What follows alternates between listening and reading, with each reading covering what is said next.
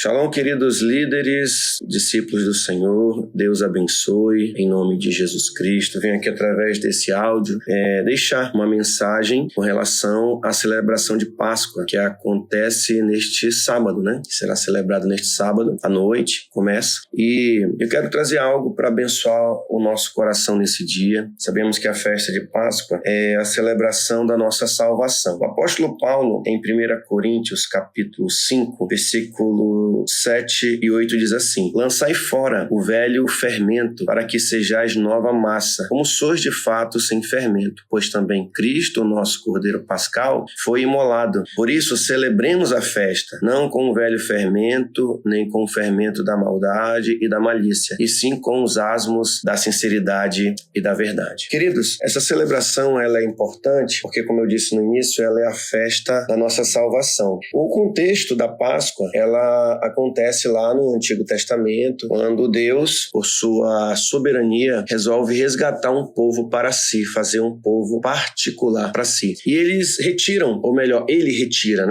o povo ali do Egito para celebrar uma festa ao Senhor, fazer uma celebração ao Senhor. E esse é o primeiro passo da celebração, entender que Deus nos tirou da antiga vida que estávamos outrora, vivíamos sem esperança, sem alegria, fazíamos as vontades do coração, dos pensamentos, aquilo que nos era prazeroso na carne, mas que nos trazia morte. Ele nos tirou e agora estamos, assim como aconteceu com Israel, estamos num processo no qual todos os dias estamos sendo transformados por Deus, no qual Ele tira de nós o velho fermento, as velhas coisas que ainda permanecem em nosso coração. Então, eu trago essa palavra para a nossa meditação sobre esta importante festa. Assim aconteceu com Israel. Deus, quando tira Israel lá do Egito, ele conduz o seu povo pelo deserto, e nesse deserto ele está tirando o mal, o Egito de dentro do seu povo. E esse Egito representa idolatrias, esse Egito representa maldades, esse Egito representa o pecado, e nesse percurso durante o deserto, Deus está ensinando o seu povo a confiar nele. De igual modo acontece com cada um de nós. Como eu disse, outrora estávamos mortos em delitos e pecados, estávamos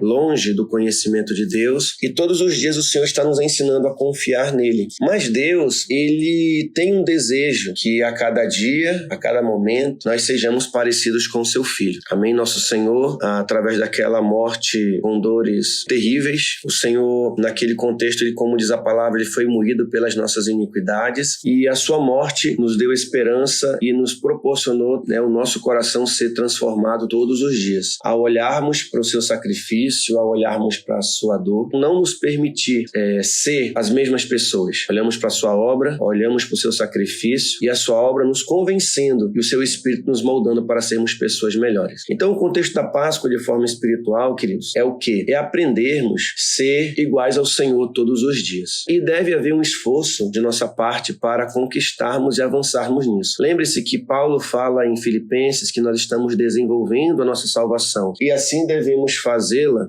com temor e tremor. Amém? Então, assim, todos os dias nós estamos tirando um pouquinho do Egito, deste mundo de dentro de nós. Querido, não se permita se enganar. Eu e você, todos os dias estamos melhorando. Todos os dias estamos sendo aperfeiçoados. Não pense, pare de achar que você já é perfeito, que você não é perfeito. Pare de achar porque um dia você levantou a mão e aceitou Jesus, já está tudo bem. E as coisas não funcionam bem assim. Claro e evidente que quando levantamos a mão e aceitamos Jesus, fomos transformados. Mas a transformação ela ainda está sendo realizada. Saímos do Egito, mas estamos permitindo todos os dias que este mundo seja tirado de dentro de nós. Então, assim, todos os dias tem algo que nós precisamos ser muito honestos com nós mesmos, no sentido de que nós precisamos melhorar. Então, nós precisamos olhar para dentro de nós e ver que ainda tem um problema de temperamento, ainda tem um problema de raiva, de ódio, de ressentimento, de vaidades. Ainda temos idolatrias dentro de nós. E aqui eu digo para você, não se engane. Existe sim dentro de mim, dentro de você, idolatrias. Eu posso garantir isso para você, porque nós não vivemos 100% uma vida ligada com Deus. Durante o dia, nós nos apegamos ao celular, ao Instagram, a pessoas, a conceitos, a televisão, a falsas crenças. Tudo isso são idolatrias. E que todos os dias nós precisamos ser honestos e dizer, Senhor, tira de mim isso aqui. Isso aqui ainda é um problema para mim, isso aqui ainda é uma dificuldade dificuldade para mim, isso aqui ainda é algo que eu preciso vencer, eu preciso confiar mais, eu preciso te amar mais. Às vezes, queridos, o nosso próprio trabalho é uma idolatria. Até podemos idolatrar o nosso próprio ministério, o nosso próprio chamado. Às vezes não temos a humildade necessária para buscar a Deus. Achamos que é Deus que precisa da gente para fazer algo e não o contrário. Ainda temos, queridos, pensamentos que não agradam a Deus, ainda temos atitudes que não agradam a Deus. E nessa Páscoa, queridos, eu te convido, eu faço um convite, a mim mesmo, que possamos olhar para dentro de nós, nessa oportunidade de lembrar que essa celebração, ela é contínua. E nessa data, Deus me ajuda a recordar que eu preciso depender dele verdadeiramente. Preciso amá-lo sobre todas as coisas, amar o meu próximo como a mim mesmo, e que é um desafio todos os dias. Como sábado, queridos, começa a celebração, eu gostaria de deixar um desafio. Como é que se celebra a festa de Páscoa? Ela celebra em dois contextos. Um é um jantar, mas acredito que o jantar de Páscoa, ele é um pouco mais desafiador de fazer. Mas o segundo, que é não comer alimentos fermentados.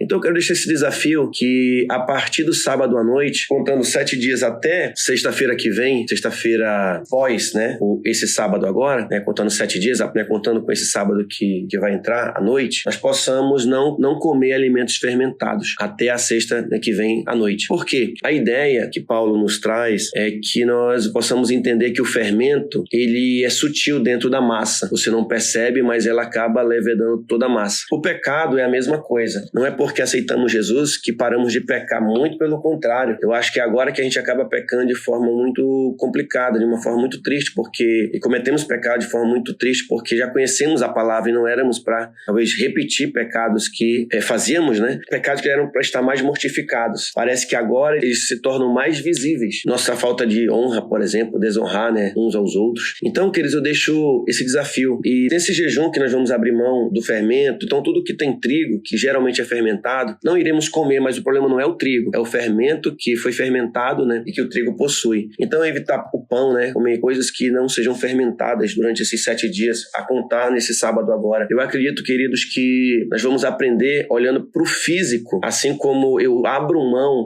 para conservar minha santidade. De igual modo, na minha vida espiritual, eu também devo abrir mão do pecado. Eu devo lançar o pecado fora, para que eu seja, como diz o apóstolo Paulo, uma nova massa. Tá bom? Então, queridos, nesse entendimento, nós possamos nos santificar. Apóstolo, pequei, beleza. Então, possamos nos arrepender. Senhor, eu te peço de coração, mortifica essa área na minha vida, me ajuda. Ainda não sou um bom marido, ainda não sou um bom discípulo, ainda não sou um bom pastor, talvez não sou um bom evangelista, um bom diácono, um bom obreiro, talvez ainda não sou quem o Senhor chamou para ser, mas me ajuda. Que essa seja a nossa oração. Até porque, queridos, ainda que venhamos pecar, Ele não deixou de nos amar. Ele vai continuar nos amando, mas Ele nos convida todos os dias a estar aos pés da cruz, à sua mesa, buscando a sua face, buscando a sua presença, como Ele fez no jantar de Páscoa. Ele tirou ali parte da sua roupa, cingiu-se com uma toalha e começou a lavar os pés dos discípulos. Talvez a gente precise lavar os pés de alguns hoje. Talvez essa semana que vem nós possamos lavar os pés de alguns para a gente descer. E quanto mais a gente desce, mais ele cresce. Amém? Essa é a minha mensagem de Páscoa